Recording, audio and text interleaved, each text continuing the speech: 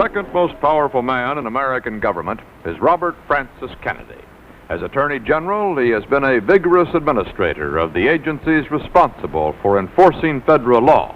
But as the President's brother and closest confidant, he's the man whose advice has been called for, and usually, though not always, followed on practically every big issue from unemployment to Cuba.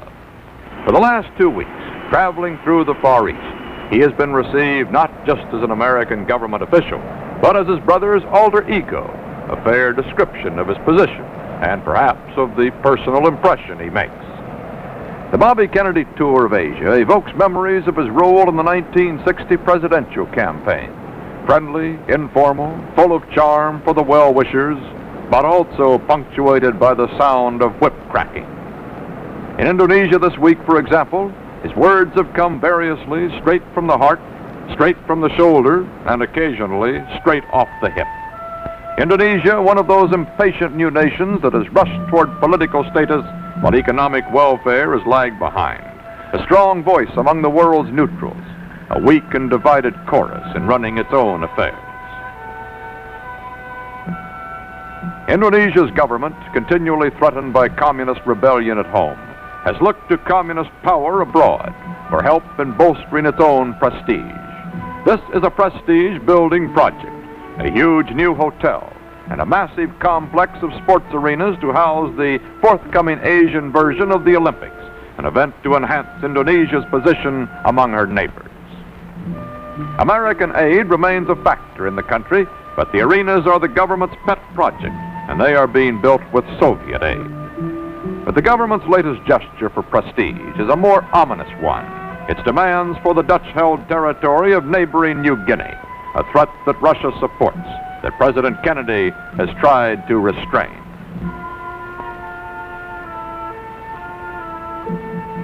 For the visit of the President's brother this week, security measures were strict. Indonesia's communist minority is an unruly one, and our alliance with the Dutch has given it a new weapon in the current dispute with the Dutch. But to the political campaigner, perhaps especially to a Kennedy, opposition is only a challenge to a man's power to charm. And here in the Indonesian capital, Jakarta, the welcome was peaceful, though not huge. Even in the Orient, though, the name of an American president is a powerful talisman. The United States helped liberate these islands from the Japanese. Later, they liberated themselves from the Dutch. The Kennedys are tourists as well as envoys, and sightseeing is part of their schedule. Indonesia is a Muslim country, and this mosque, the largest in the country, is a landmark for sightseers. This, as Mr. Kennedy reminded his hosts, was his second visit to the country. He came there with his brother, then a congressman, first in 1951. As a courier for his brother, the younger Kennedy came with a message about America's position in the New Guinea dispute, a message to be delivered to Indonesia's popular, though often arbitrary, President Sukarno.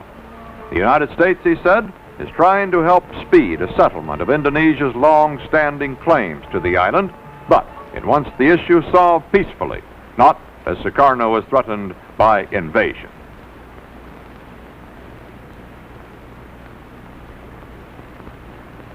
Later, the two officials were joined by Robert Kennedy's wife, Ethel. In all Kennedy campaigns, at home and abroad, the Kennedy women have made effective and often strategic appearances. To Sukarno and his impatient people, the President's brother brought firm assurances of America's interests, sympathetic and otherwise, our sympathy with their ambitions, and our loyalty to our allies, the Dutch. A combination of friendliness and toughness that Bobby Kennedy has practiced to the accompaniment of cheers, jeers, and general tumult throughout his tour of the Far East. "You have shown us the spirit of the new frontier," said a reader's letter printed in one Tokyo paper as the Kennedy tour left Japan and headed south. First to Formosa, and then on to Hong Kong.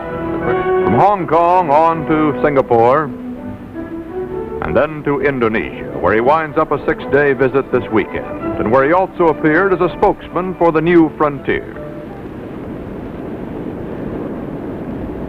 Men may differ as to what form of government will do the best job. Even with independent governments such as yours and mine, There is no rigid formula upon which all of us can agree.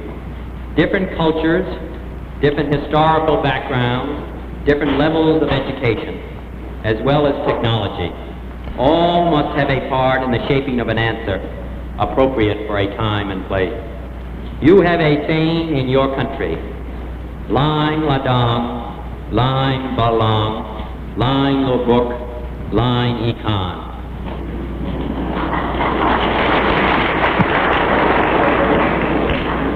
Another field, another grasshopper, another pond, another fish. Or in other words, each country has its own customs and habits. But the important thing is, regardless of our differences, that we all hold firmly to the belief that a just and prosperous society is possible of achievement.